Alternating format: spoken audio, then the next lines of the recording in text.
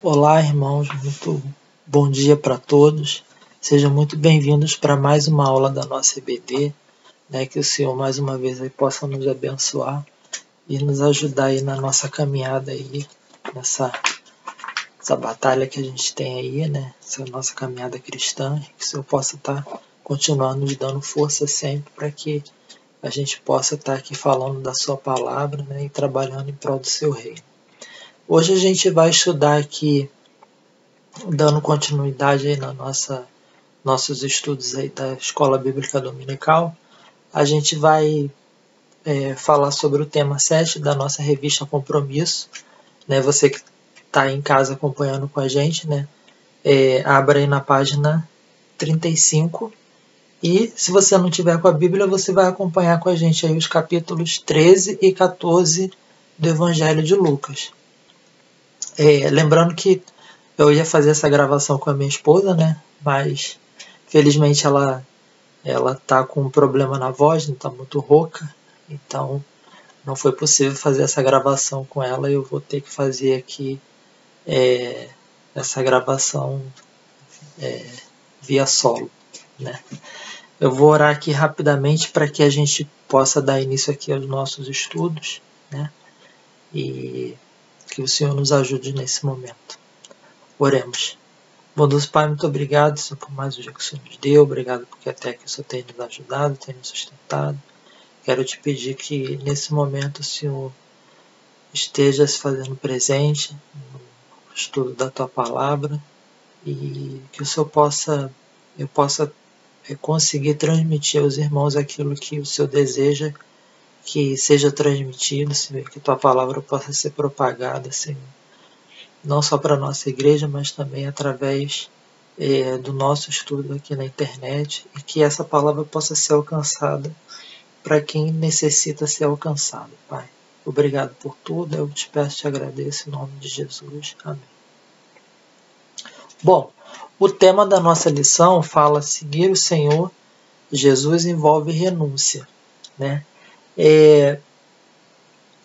Quando o autor da lição ele sugere, ele vem com esse tema, essa questão da renúncia, a gente precisa entender que a gente precisa deixar de lado a nossa própria vontade, e quando a gente deixa o Senhor, quando a gente recebe a vontade do Senhor para nossas vidas também, a gente está alinhando a nossa vontade à vontade de Deus, e isso acontece porque a nossa vida é transformada pela palavra do Senhor. A gente tem que lembrar, a gente tem que ter em mente que o Senhor, ele não veio só para ser o Salvador das nossas vidas, mas ele deseja ser o Senhor das nossas vidas. Então, a partir do momento que eu também permito que ele seja o Senhor das nossas vidas, da minha vida, eu estou dizendo para ele que a vontade dele vai imperar sobre a minha vida, não mais a minha vontade. Tudo que eu for fazer, tudo que eu vier a fazer, vai estar aí submetido à vontade do Senhor. E a vida do cristão, a vida do crente, ela precisa estar submetida a essa vontade do Senhor.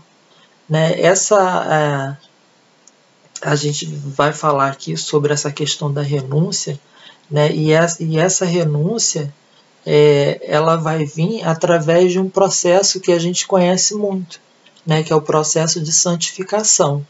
Dentro desse processo de santificação, a gente vai desenvolver fruto. Lá em Gálatas 5, capítulo 5, 22, Paulo vai falar quais são os frutos, qual é o fruto do Espírito. Ele vai falar que o fruto do Espírito é o amor, a alegria, paz, paciência, amabilidade, bondade, fidelidade, mansidão e domínio próprio. Então, esses são os frutos do Espírito. E o autor da lição ele traz essa questão aí da renúncia, porque lá no capítulo 13 de Lucas, Jesus fala dessa questão do fruto. Ele fala assim, capítulo 13 de Lucas, a partir do verso 6. Vou botar aqui um pouco mais para cima para não ficar baixando tanto o rosto aqui. Ele fala assim: então contou esta parábola, no caso Jesus, né? Lá no versículo 6, tá?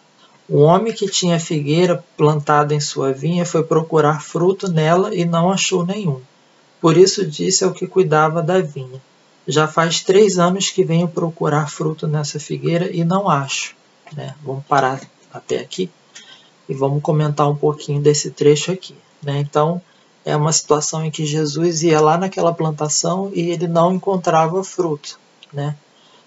Pesquisando rapidamente sobre essa questão da figueira, né? Quando ela é plantada, ela leva alguns anos para poder gerar o fruto dela. Né? Então Jesus fala ali que ele ia lá naquela plantação, né? E ele não encontrava, né, o fruto correspondente daquela árvore. Né? E essa palavra está direcionada diretamente para nós, né?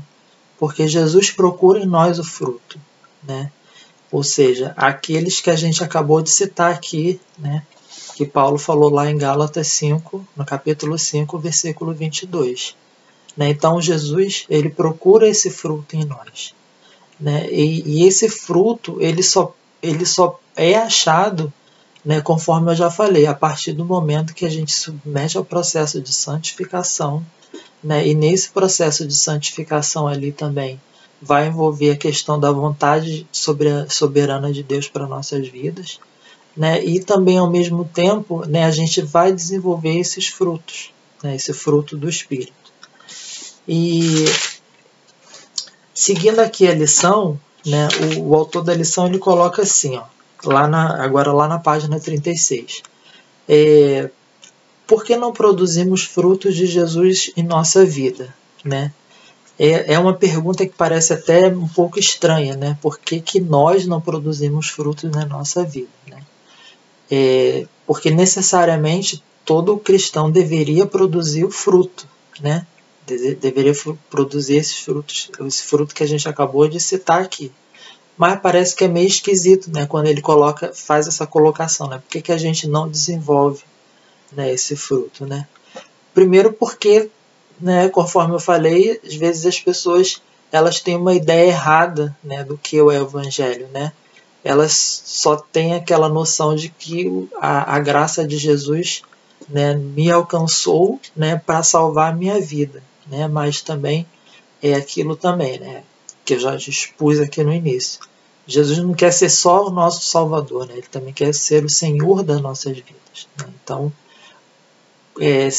indo para esse aspecto, né, de que Jesus também ele é o Senhor das nossas vidas, né? Ele tem que ser o Senhor das nossas vidas, né? É aquela questão que a gente falou aqui também, que a vontade dele prevalece sobre a nossa vontade.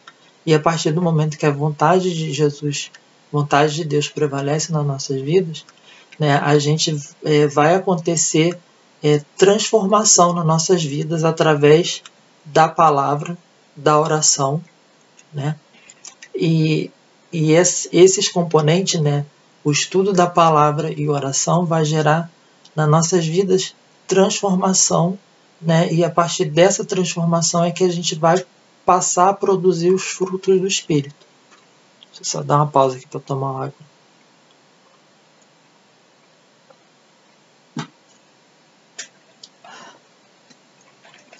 Então é isso que as pessoas, né? É isso que as pessoas que recebem a Jesus nas suas vidas, elas têm que ter isso em mente, né? De que o Senhor, né? Ele também quer ser o dono das nossas vidas, o Senhor das nossas vidas, né?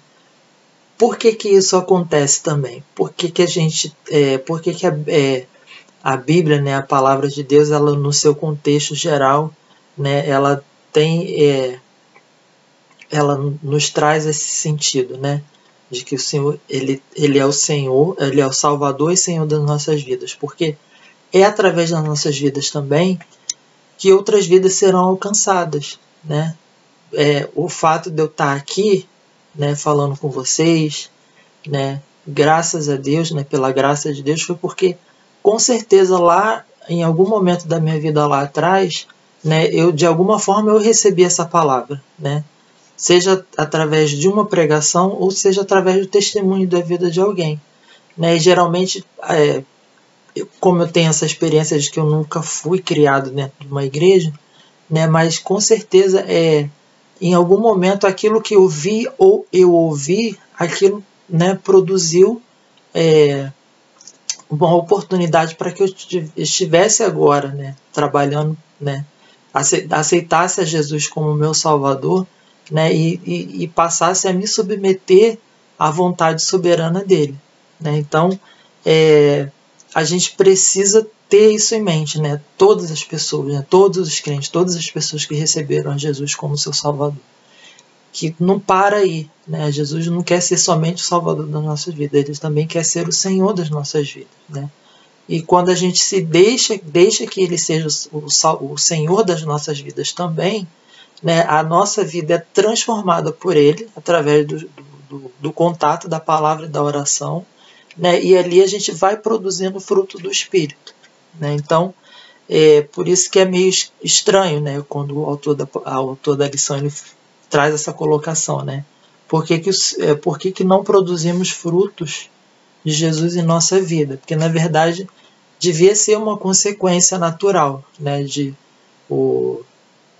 a pessoa receber Jesus, né, como Salvador e automaticamente ela ir desenvolvendo esse fruto do Espírito, né? Mas uma situação, uma colocação que eu ouvi, né, e eu acho que é muito pertinente a gente falar que a gente recebeu a salvação pela graça, né? Não é por merecimento nosso, né? Mas o desenvolvimento, né, do fruto do Espírito é pelo esforço, né? É pela graça também, mas também é pelo esforço, né? Pelo nosso investimento, pelo investimento que eu tenho dado, né, às coisas voltadas à palavra do Senhor. E isso é muito, muito perigoso também, essa questão da gente pensar que o cristão ele não produz o fruto do Espírito. Por quê?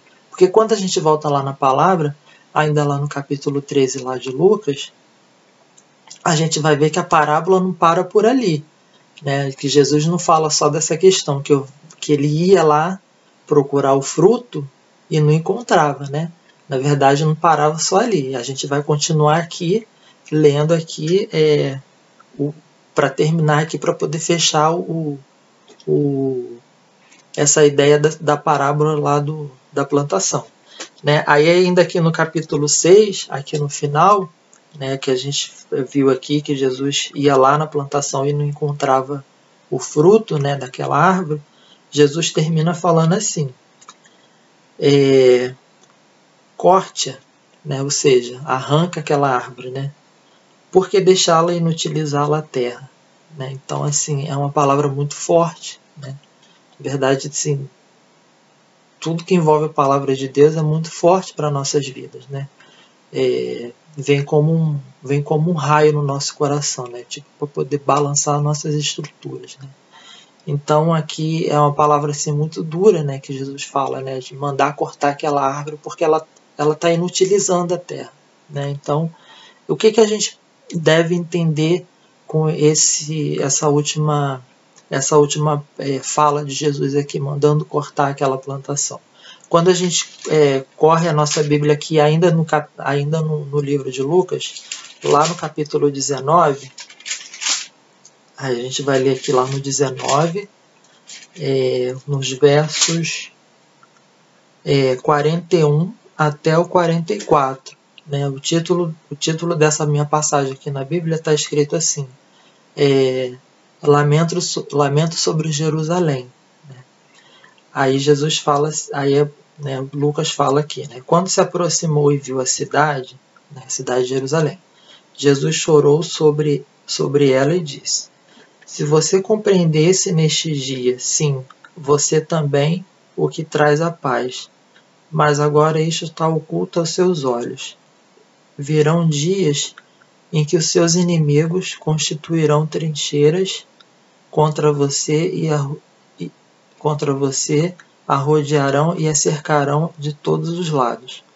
Também a lançarão também a lançarão por terra você e seus filhos. Não deixarão pedra sobre pedra, porque você não reconheceu a oportunidade que Deus lhe concedeu, né? Aqui a gente compreende que Jesus estava falando da questão da destruição do templo, né? Quando ele fala aqui que não deixarão pedra sobre pedra, né? Porque mais tarde a gente viu, né, que o templo de Jerusalém foi destruído, né, que hoje não existe mais, né?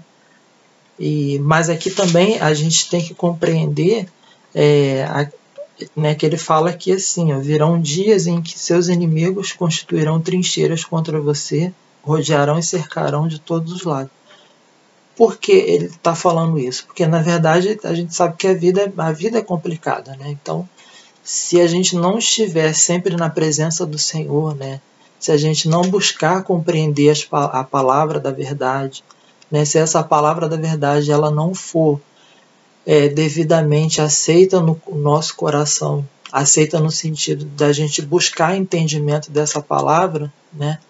A gente está fadado a cair, né? A própria palavra do Senhor, né? O próprio Paulo, o apóstolo Paulo vai falar para que a gente tenha cuidado para que a gente não caia, né? Porque na verdade o mundo é do maligno, né? O mundo é do maligno e nessa situação, né, a gente vive numa situação no mundo, né, que é tudo contra Deus, né, tudo contra a palavra, né, ou seja, tudo contra nós também que fazemos parte desse reino de Deus aqui na Terra, né. Então, se a gente não estiver preparado, né, se a gente não estiver alicerçado na palavra de Deus, né, a gente vai passar pela dificuldade, né, mas de uma forma em que a gente às vezes pode não suportar, né, o peso dessa dificuldade, né, e sem contar também com o julgamento, né, que todos nós vamos sofrer perante o Senhor, né. Então ele vai cobrar de nós, né, o que a gente fez e o que a gente deixou de fazer por ele.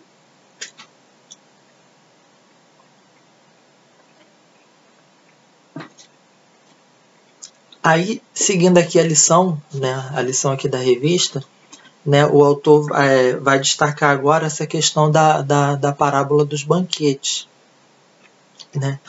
E ele vai destacar aqui que nessa parábola dos banquetes, que agora a gente está lá em Lucas no capítulo 14, né, aqui no capítulo 14 ele vai falar dessa parábola dos banquetes.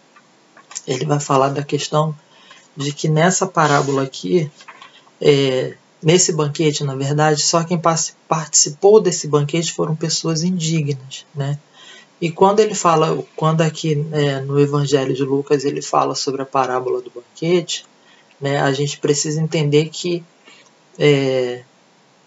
esse banquete significa a intimidade com Jesus, né?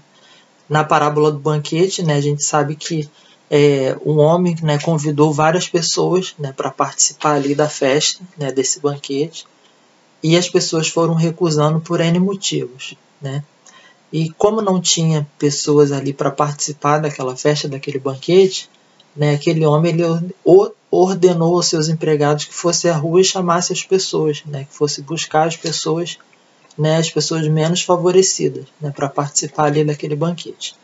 Então, o autor da lição ele vai colocar que quem participou desse banquete foram as pessoas menos favorecidas, né? As pessoas que não buscavam honra, né? Que não buscavam lugar de destaque, né? Então, essas pessoas foram essas pessoas que participaram ali da festa do banquete ali,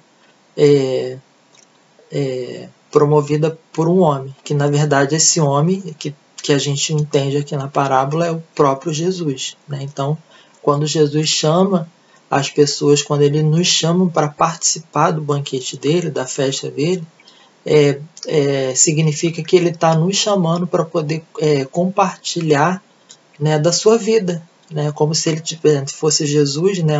Uma pessoa aqui vamos comparar aqui, né? Se fosse uma pessoa de carne e osso aqui hoje em dia, né? É como se ele estivesse nos convidando para ir à casa dele, né, a casa dele, né, matéria, né, e que a gente fosse lá para poder participar da festa que ele estava oferecendo, né? E quando uma pessoa ela convida a outra para participar numa festa da casa dela, né? Isso significa que ela está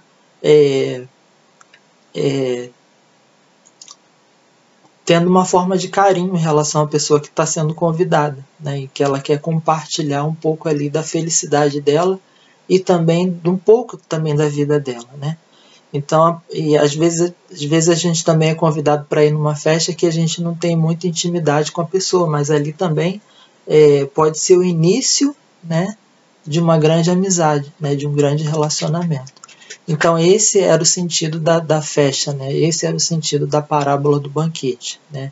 Jesus sempre convida a gente, né, diariamente a participar dessa festa, desse banquete, ou seja, ele está sempre nos convidando, né, para estar na presença dele, né, para estar ali aos pés dele, né? E conforme o autor da lição destacou aqui, que essas pessoas que participam desse banquete sempre são pessoas, as pessoas assim menos favorecidas, né, as pessoas que não buscam honra, né, as pessoas que não buscam lugar de destaque, as pessoas que são humildes de coração, né, porque as pessoas que negaram, né, participar desse banquete foi porque elas tinham ali motivos, né, às vezes motivos que talvez nem pareçam ser fúteis, né, porque a gente viu ali, quando a gente lê essa parábola ali, o cara fala que, né, precisa ir lá para poder trabalhar, né, tá faltando, não vai ao banquete por esse motivo, porque precisa trabalhar, vai faltar o banquete porque acabou de casar, né, então precisa ali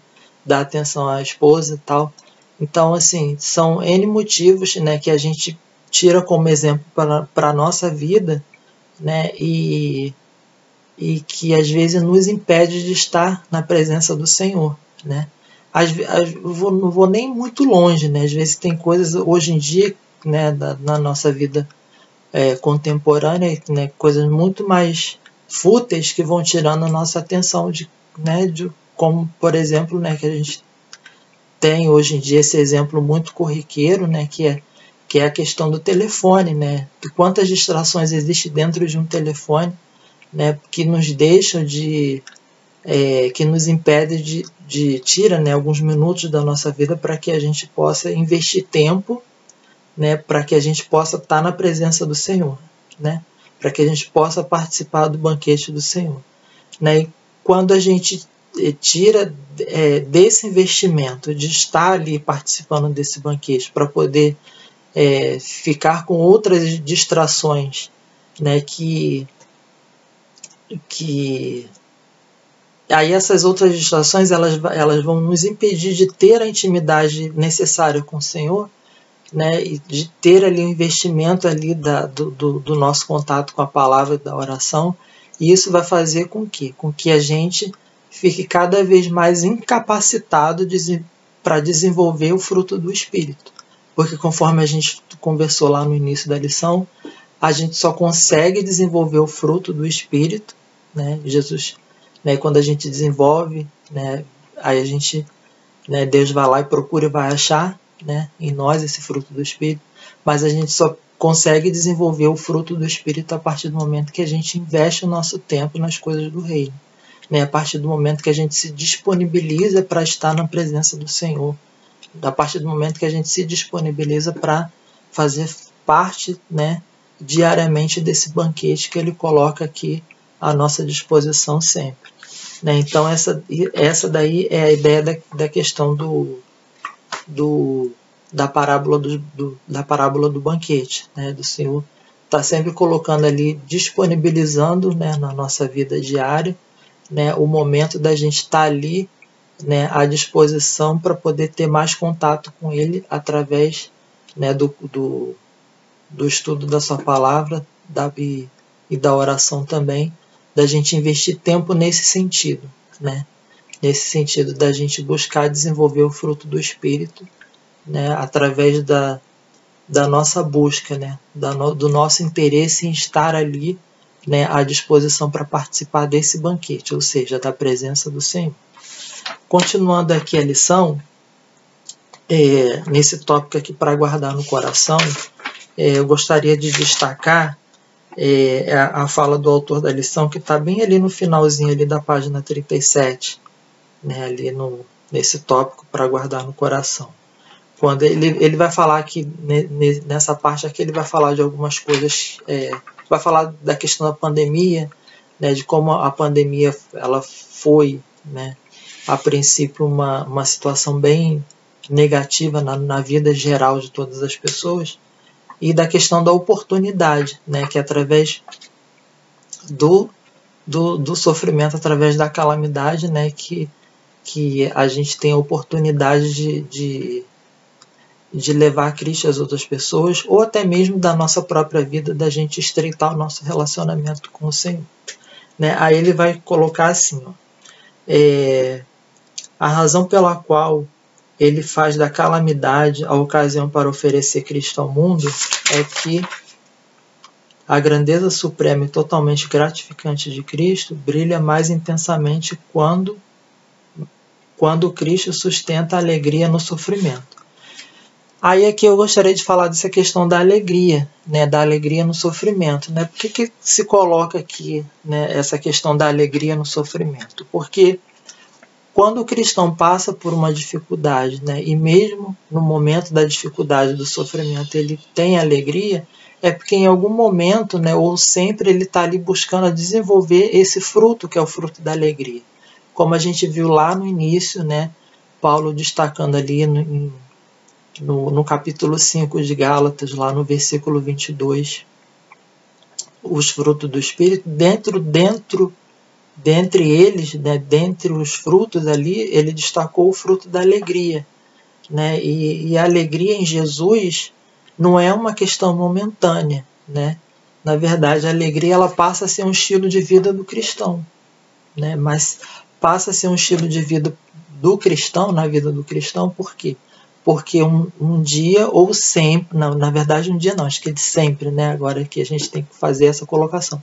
Porque sempre a gente está disponibilizando tempo, né, para que a gente possa estar na presença do Senhor, para que a gente possa participar desse banquete, e ali nesse banquete a gente vai ter a oportunidade, né, da gente ter vários ensinamentos para nossas vidas, né, e a gente precisa disso.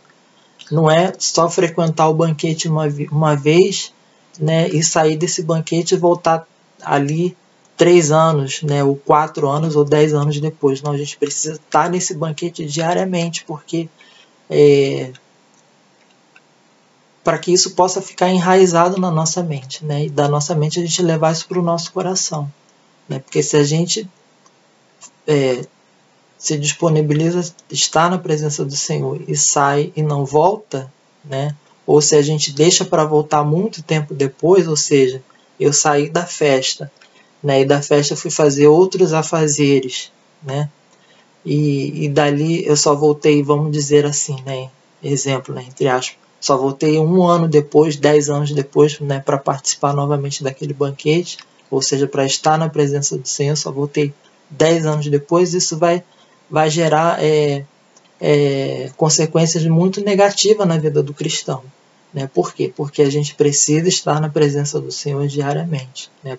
A palavra do Senhor ela precisa penetrar na nossa vida todos os dias, né? Para que a gente possa entender, né, qual é a boa, perfeita e agradável vontade de Deus para nossas vidas. Conforme a gente também falou lá no início da lição, a nossa vontade ela precisa estar alinhada à vontade do Senhor. Né? E para isso a gente precisa ter contato com a palavra. E aqui, para fim de conversa, né, no último tópico da nossa lição de hoje, né, o autor da lição vai falar da questão do avivamento, né, do avivamento na vida do cristão. E a gente precisa também entender que avivamento não significa, né, você apresentar algumas situações que pareçam, né, que você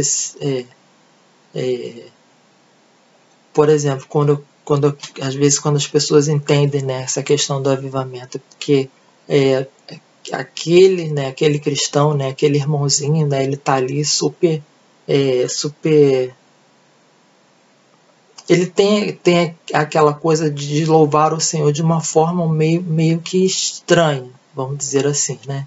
Tipo, eu falo em línguas, né?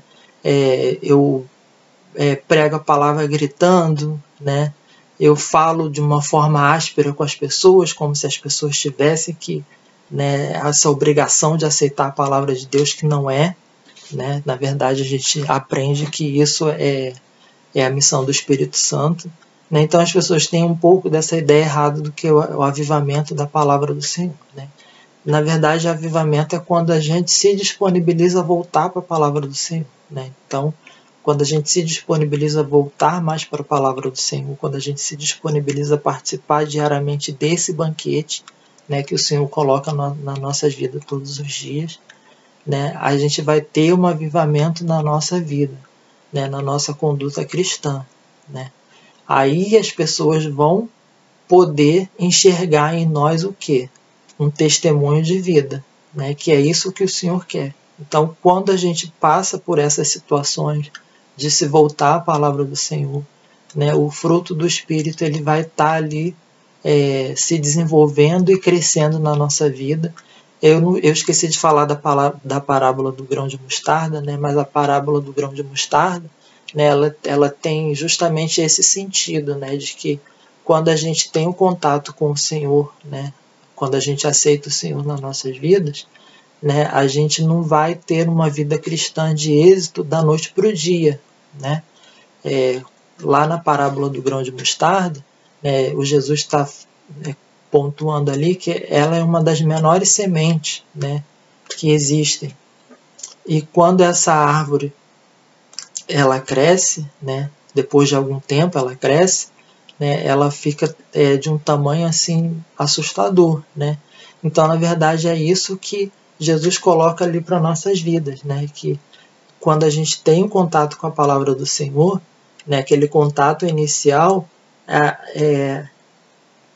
essa palavra ela vai fazendo transformação na nossa vida de forma progressiva, né, a partir do momento que a gente investe tempo, né, a partir do momento que a gente se coloca, né, à disposição do banquete, ou seja, de estar na presença do Senhor, essa palavra ela vai fazendo vai gerando um crescimento progressivo na vida do cristão, né, de modo que as pessoas possam enxergar na nossa vida, né, essa questão do avivamento. O avivamento é simplesmente isso, ou seja, as pessoas que estão de fora, os ímpios, né, eles verem na nossa vida a transformação que o Senhor nos traz através da sua palavra. Tá? Então é isso que a gente tem que colocar em mente, o que é avivamento, ou seja, avivamento é transformação da palavra do Senhor nas nossas vidas, tá? E não se resume só a algumas formas de você louvar ao Senhor, tá? Vai muito mais além do que isso. E aqui na última palavra aqui, na última página aqui da nossa revista, da revista Compromisso, né? Aqui, ó, atividade de suplemento, né? Não sei se deu para vocês verem aí no vídeo, mas lá em relação ao nosso estudo de hoje, né? Tá escrito assim, ó: que nota você daria à sua produção de frutos para o reino? Você considera essa nota satisfatória? Se não, o que você poderia fazer para que essa nota alcançasse a pontuação desejada, né? O que você poderia fazer é aquilo que a gente já falou, né? A gente se disponibilizar cada vez mais, né, todos os dias, a participar desse banquete, ou seja, estar na presença do Senhor, para que a nossa nota ela possa ser cada vez melhorada, né? Quando ele pergunta que nota você daria, é a gente fazendo uma autoavaliação, né? A gente olhando para dentro de nós e a gente fazendo essa avaliação, né? De que o que Jesus tem encontrado em nós, né? Quais são os frutos que Jesus tem encontrado em nós e qual que ele não tem encontrado muito, que a gente precisa, né? Colocar ali, né? Aguar ali, colocar água ali, colocar no sol, né, para poder fazer com que esse fruto desse resultado, esse fruto crescesse nas nossas vidas. Então, essa daí foi a lição 7, né, que a gente estudou aí, que a gente trouxe aqui para compartilhar com os irmãos. Espero que eu tenha me feito fazer entender, né, e que não seja por mim, mas para a honra e glória do Senhor, né, que essa palavra ela possa fazer algum sentido na sua vida ou na vida, né, na vida das pessoas que vão ter a oportunidade de ver esse vídeo, tá? Mas lembrando que tudo para a honra e glória do Senhor. Né? Então a gente vai encerrar aqui, né, orar, agradecer ao Senhor pela oportunidade da gente estar aqui tendo de falar da palavra dele, ok? Senhor, muito obrigado por tudo, quero te agradecer por tudo que falamos aqui e que essa palavra possa frutificar nas nossas vidas e que a gente possa ter o compromisso de estar sempre na tua presença para que a tua presença possa transformar as nossas vidas. Obrigado por tudo, eu te peço e te agradeço, no nome santo e poderoso do Senhor. Amém. Obrigado, pessoal. Um beijo no coração de vocês e até a próxima.